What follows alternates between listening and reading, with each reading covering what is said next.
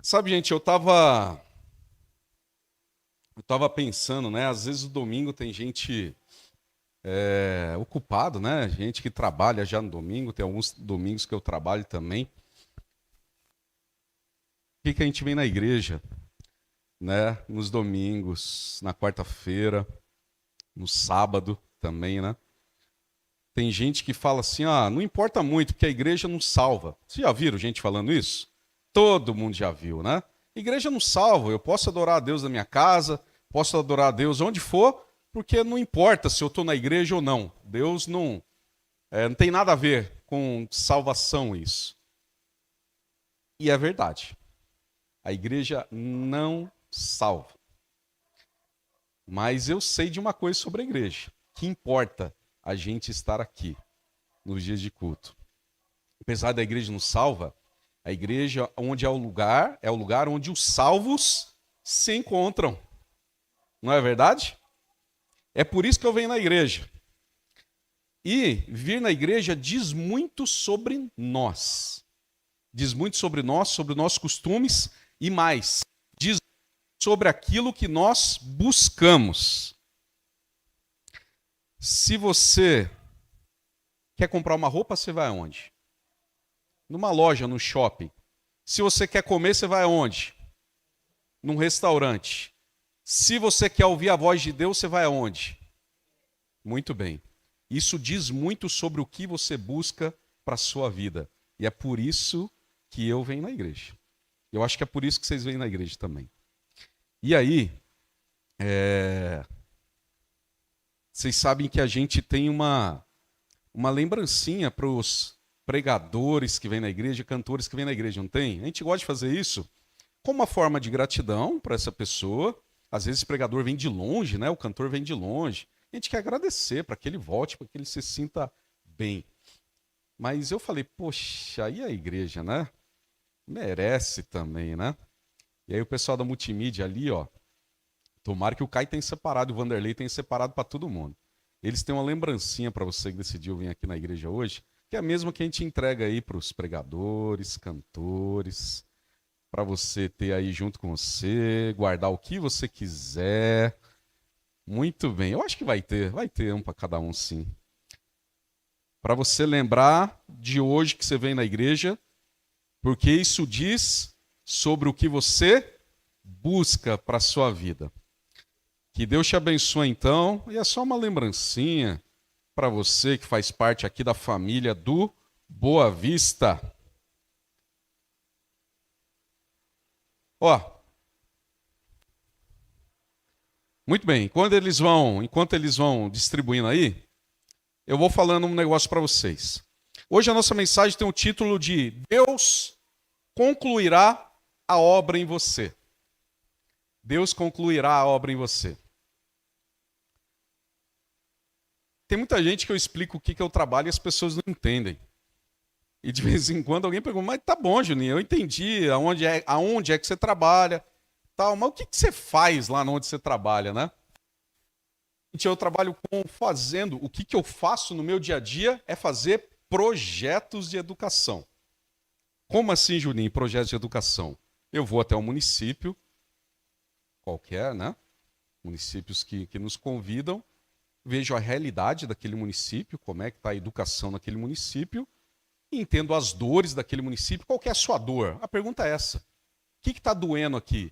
Daí ele fala, está doendo aqui que a gente não consegue ter um plano de tecnologias para o município. Eu compro coisas e essas coisas acabam não servindo para nada, não muda a nossa realidade aqui. E eu preparo um projeto para que essa realidade seja mudada. Né?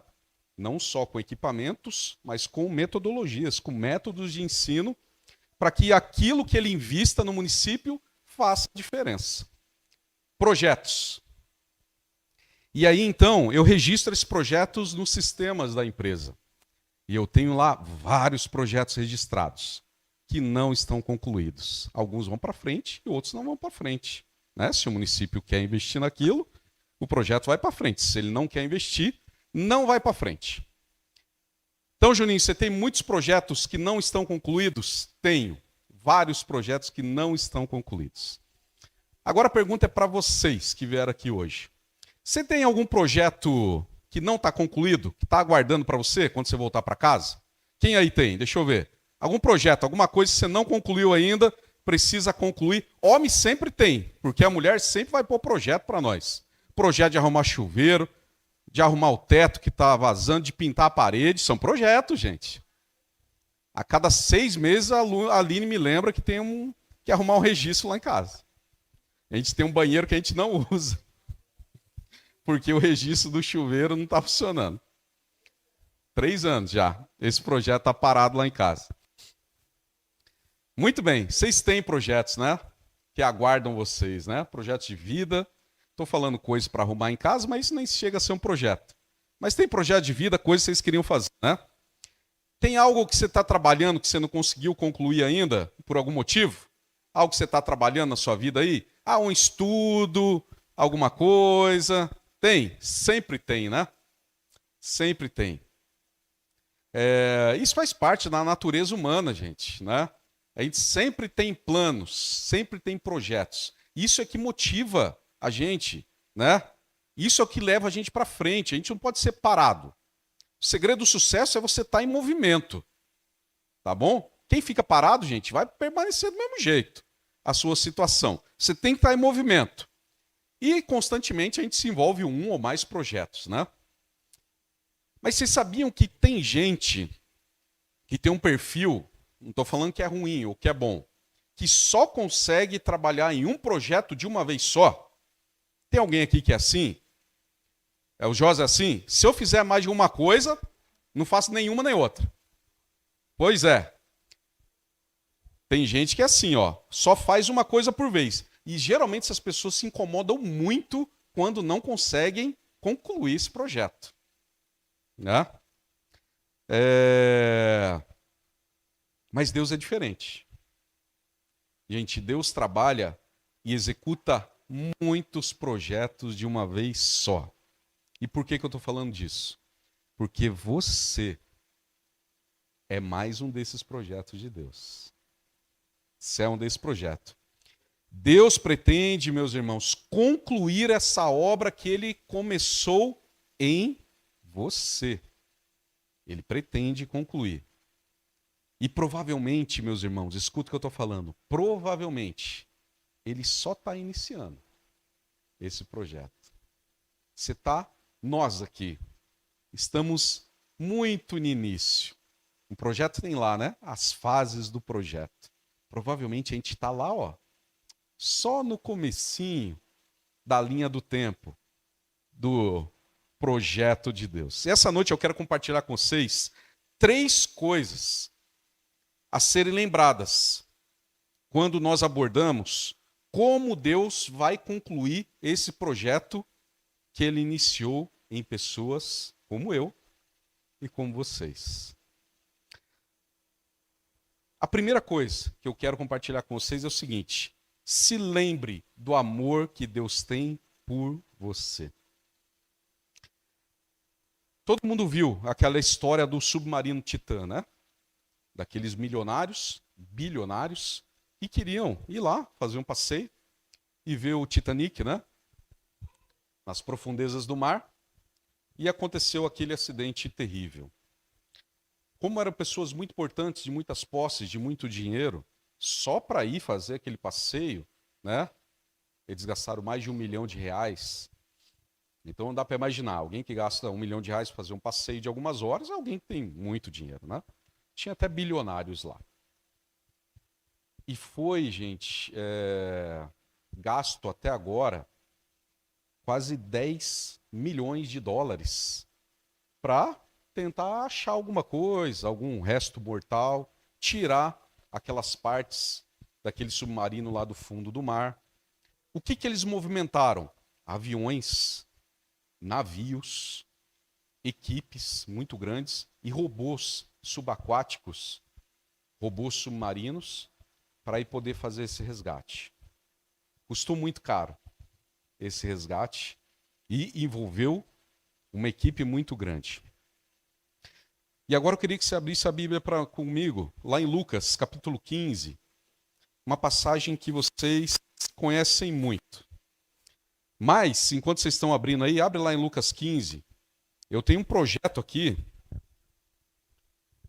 que não está concluído ainda. Ele está muito no comecinho. Vocês já conhecem ele, né? Vocês já conhecem, ele está muito no comecinho. Gente, eu tenho uma dezena de projetos inconcluídos. E eu tenho aqui junto com vocês. Essa é uma opção deles. Está vindo outras opções aí para nós. Mas essa aqui é uma opção, que é o primeiro projeto que a gente fez para a igreja. Lá embaixo, tá bom? Projeto inconcluído, Juninho, inconcluído. Já faz mais de 10 anos que eu estou com ele aqui, tá? Nós vamos chegar lá, pela graça de Deus. Tem uma opção aqui, eu já mostrei outras opções para vocês, né? Esqueci por que eu tinha trazido essa pasta aqui, era para mostrar esse projeto. Vocês não ficarem frustrados. Será que o Juninho tem? Tem muitos, esse aqui é um deles. Mas não estou frustrado não, porque nós estamos trabalhando aqui, Deus está na frente de tudo e vai dar super certo. Já deu certo, tá bom? Amém? Abriram aí Lucas 15? Lucas 15, vai ali no verso 8. Se quiserem colocar aí também na tela, pode colocar para o pessoal poder acompanhar junto. Lucas 15, do verso 8 ao verso 10. Está aí o título, você já viu, a parábola da dracma perdida. Eu vou ler aqui na minha versão. Vou ler aqui junto para ficar legal com vocês. Ou qual é a mulher que tendo 10 dracmas, 10 moedas, se perder uma, não acende uma candeia, né, uma lanterna, vai à casa e a procura diligentemente até encontrá-la. Reúne as amigas e vizinhas, dizendo: alegrai-vos comigo, porque achei a dracma que eu tinha perdido. Eu vos afirmo que, de igual modo, há júbilo diante dos anjos de Deus por um pecador que se arrepende. Muito bem, meus irmãos. Jesus contou a parábola que descreve o amor do Pai. Muito simples, né? Agora pensa no que esse amor significa na sua vida hoje. Acabei de falar para vocês o que foi movimentado para encontrar vida, para encontrar os restos mortais daqueles tripulantes do Titã, daquele submarino. Deus não poupou nada, meus irmãos, na busca por você. Deus não poupou nada. 10 milhões de dólares, aqueles homens eram bilionários. Não foi nada que foi gasto. Qualquer um deles lá tinha muito mais recurso do que isso. Deus não poupou nada na busca por você. Ele reuniu, meus irmãos, a maior equipe de resgate para encontrar cada um de nós. Ele enviou o seu Filho, e ele enviou o Espírito Santo, e ele enviou os seus anjos para buscar cada um de nós. E enquanto ele realiza essa busca, o povo de Deus também orou por você. Então a gente jamais vai compreender tão profundamente, meus irmãos, o quão grande, profunda, abrangente e custosa foi essa busca que Deus empreendeu para nos resgatar. Quanto foi que custou? Do Titã, 10 milhões de dólares. Quanto foi que custou para resgatar você? Não é por acaso, meus irmãos, e nem por acidente que a gente pertence a Ele hoje. Não é. A gente pertence a Deus hoje porque Ele nunca desistiu dessa busca até que Ele encontrasse. Coloca aí para nós, por favor, Romanos 8, verso 32.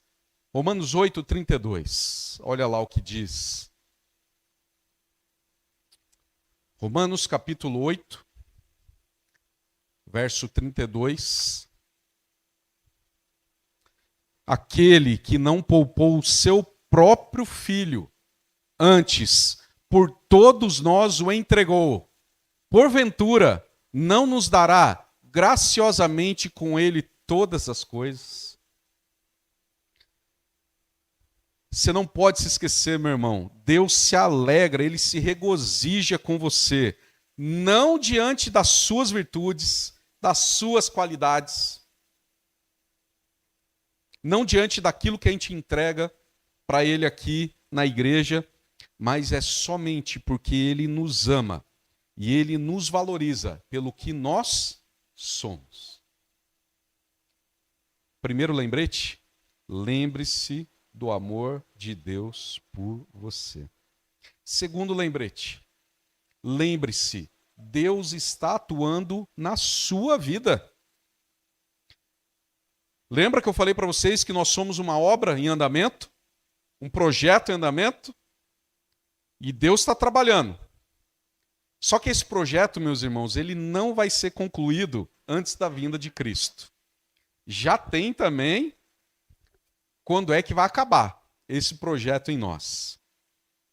Agora, se você não gosta de projetos que não estão concluídos imediatamente, tem gente que é assim, né? Gosta que as coisas ficam prontas na hora. Quem contrata um pedreiro quer que levante uma casa e quer que na próxima semana já esteja pronto, né, Josi? Todo mundo aí. Uma obra de elétrica, né, Aurelino? Ninguém gosta de instalar banheiras. Aquele negócio não é fácil, não, gente. E o cara contrata lá e ele paga, ele quer que o negócio esteja funcionando na hora. Não é assim, né? Agora, se você não gosta de projetos que não estão concluídos imediatamente, pode ser que você tenha dificuldades para aceitar essa ideia, que vai demorar ainda para Deus concluir essa obra em você. Mas as pessoas que não se importam com 2 ou mais projetos em andamento têm facilidade para aceitar. Então, aceite que essa obra está sendo feita e ela ainda não foi concluída em você e nem no seu irmão. Porque às vezes a gente cobra que ele seja uma obra finalizada já, e ele ainda não é. Da mesma maneira que você também ainda não é. Mas seremos. Então calma, paciência também com os nossos irmãos. Eu vou deixar uma chave com vocês. Permita que Deus te transforme, que te molde e que te use. Só que às vezes isso é doloroso, meus irmãos. Essa modelagem.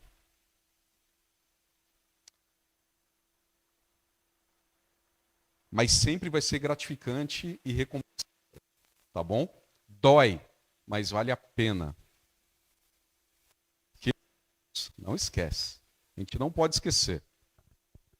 Porque às vezes a gente olha para alguns irmãos da nossa igreja e a gente já vê o que Deus já fez na vida dele. A gente já vê essa obra em andamento. Às vezes Deus corre mais, sabe? Com um projeto ou outro. Às vezes Deus corre um pouquinho mais. E a gente vê a transformação, né, na vida das pessoas. E, muitas vezes, meus irmãos, o que eu vejo é o resultado daquilo que Deus já fez, né? Mas as mudanças nos membros, a mudança que Deus faz na vida dos nossos irmãos, permite que Deus os use mais também, sabe? Perceba então o que Deus tem feito na sua vida, as transformações que Ele já tem feito na sua vida para que Ele possa te usar mais, as mudanças que Ele tem feito na vida dos nossos irmãos, para que Deus possa usar mais também esses irmãos. Deus vai concluir o que Ele iniciou em você, mas você deve lembrar também que é Ele quem opera. O projeto é de quem? É dele. Não é um projeto particular seu, então. Tá bom, meus irmãos? Não é um projeto seu. E você não pode produzir aquilo que apenas Deus pode fazer. Não tem jeito.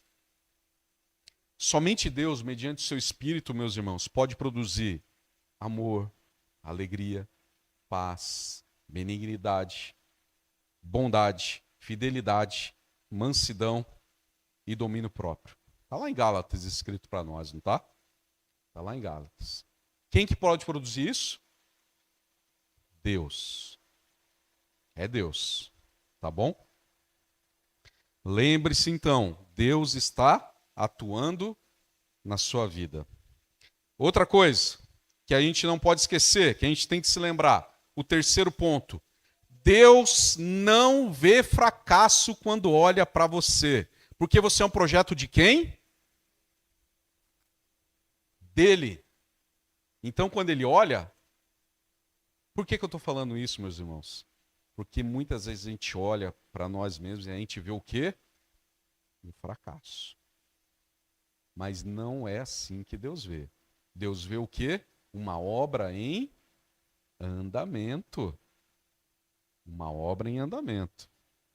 E Deus não é igual ao prefeito, não, meus irmãos, que deixa a obra lá, ó, paradona para sempre, não. Ele vai estar fazendo. Pouquinho em pouquinho, em alguns mais rápido, mas a obra não vai ficar parada. Não vai ficar parada. Sabe, meus irmãos, a gente gosta de avaliar a pontuação numa determinada classificação, né? Não sei se vocês entenderam o que eu falei. A gente costuma comparar os resultados de uma pessoa, né, para classificar as pessoas. Ah, esse aqui tem mais, esse aqui tem menos, esse faz mais, esse faz menos, e a gente coloca isso numa classificação, né? A gente gosta de fazer isso, né? E é da natureza humana também fazer esse tipo de registro, analisar essas classificações. A gente sempre gosta de buscar um vencedor, quem está na frente, quem avançou mais, quem foi mais, né? A gente sempre quer um vencedor e um perdedor. E a gente leva isso, qual que é o problema? Que a gente leva isso para o nosso relacionamento com os nossos semelhantes e com Deus também. A gente se avalia por muitos fatores, né? A gente faz essa avaliação. A gente se compara um com os outros e a gente tem a mania de... A gente tem a mania e também somos tentados a considerar apenas as posses materiais das pessoas, né? E valores aqui dessa terra. São as coisas que a gente coloca nessa classificação, né? Que a gente julga que é comum entre todos nós, né? A gente usa esses critérios para nos classificar aqui. Mas será que Deus usa esses critérios, Zézia? Para nos classificar? Esses que eu falei aqui? Deus usa, gente, esses mesmos critérios? A verdade é que a gente aplica esses padrões que não são realistas, tanto para o nosso sucesso como o nosso fracasso. A gente coloca esse tipo de padrão, né? Mas também, de uma forma ou de outra, a gente acha que Deus vai nos julgar por esses mesmos critérios. Né? Se você for alguém que é mais próspero, outro que é menos próspero, e a gente é tentado a achar que Deus julga dessa maneira. Aquele lá é mais abençoado por Deus porque ele tem mais do que eu tenho. Quem nunca fez isso? Que atire a primeira pedra. Né? Todo mundo. Meus irmãos, que ilusão. Como é que Deus iria usar essa régua? Usar esse método de classificação? Quando o Pai nos vê, meus irmãos, Ele não está interessado nos nossos registros, nem na nossa lista de atividades, muito menos nas nossas posses. O que Ele busca? O seu coração. É óbvio, é claro, está dito, Ele falou isso para nós. Muitas vezes isso está relatado na Bíblia, que o que Ele busca é o seu coração. Você consegue entender isso de verdade? O fracasso, meus irmãos, ele faz parte do crescimento. A verdade é que não tem realização sem fracasso. Se você já entrou no projeto, com certeza você já fracassou alguma vez, em algum sentido. Eu já muitas. E eu sei que ainda virão outros mais. Os discípulos, meus irmãos, eles fracassaram muitas vezes antes de visualizar o resultado do seu trabalho. Quantas vezes o apóstolo Paulo foi expulso de uma cidade? Vocês se lembram? Foi várias. Sim ou não? Sim. Fracasso? Foi fracasso. Quantas vezes ele foi espancado? Tem relato disso? Tem. Foi espancado várias vezes, tentando pregar o evangelho. Quantas vezes ele foi preso? Foi preso também, tentando pregar o evangelho. Fracassou. Mas o resultado do seu trabalho, meus irmãos, com o auxílio do Espírito Santo, foi surpreendente. Inclusive, nós estamos estudando aí na lição desse trimestre, aqui junto com os adultos, Efésios. Você vê ali um pastor falando para a sua igreja. Sucesso. Mas fracassou várias vezes. Uma pergunta: o que é que nós temos feito para alcançar o que nós planejamos? A verdade é que a gente não pode parar. Diz que o movimento é uma grande chave para o sucesso. A gente não pode parar. A gente não pode desistir. Devemos nos lembrar que, mesmo que aparenta derrota, naquilo que você está fazendo, a vitória se aproxima. E a vitória vai vir. O galardão também vai vir. Sabe, meus irmãos, agora eu queria me dirigir diretamente para o aspecto espiritual da sua vida. Eu aprendi que é errado falar sua vida espiritual. Né? Não tem isso aí. É só o aspecto espiritual da sua vida. Você precisa saber, e você precisa saber, se já está sabendo, que eu estou te contando aqui, mas você precisa crer que Deus ainda não concluiu a obra em você, que Ele ainda prossegue trabalhando para concluir aquilo que Ele iniciou. Você precisa acreditar nisso, para que o projeto de Deus dê certo. Por que a gente não põe de lado, então, é o meu convite para nós aqui hoje, por que a gente não põe de lado as nossas dúvidas, os nossos temores e tudo mais aquilo que não vem de Deus e que a gente tem carregado? Dúvidas, temores, medo, sensação de fracasso, sensação de rejeição. Por que a gente não põe de lado? Se o projeto é dele, foi ele que começou e é ele quem vai concluir. Esse é o meu convite para nós. E eu prossigo nesse convite, convidando nós todos aqui para permanecermos firmes na fé. Viva pela fé. Vou melhorar o meu convite aqui para nós hoje. Viva pela fé, meu irmão. Se entusiasme com aquilo que você está vivendo agora. Se entusiasme, se anime com aquilo que Deus está fazendo, com essa fase que você é do projeto de Deus. Se entusiasme com isso. Creia que Deus está realizando e vai seguir fazendo em você. E se lembre, Deus ainda não concluiu o trabalho dele na sua vida. Ainda não concluiu. Você pense nisso nessa semana. Você sai aqui da igreja meditando nisso e buscando em Deus, né, a continuidade desse projeto, para que a gente avance naquilo que Deus planejou para nós. Só não atrapalhe. Gente, Muito simples, na verdade.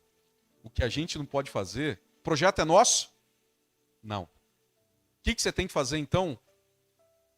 É simples, não atrapalha. Não atrapalha. Você já está, ó, fazendo muito. O problema é que a gente insiste em atrapalhar, impedir, colocar obstáculos e barreiras naquilo que Deus tem feito na nossa vida. Só não atrapalha. E não esqueça, Deus ainda não terminou. Isso ainda não é um projeto concluído. Que Ele te abençoe, que abençoe as nossas famílias e a nossa igreja também. É o meu desejo e minha oração para nós todos nesse início de semana. Amém?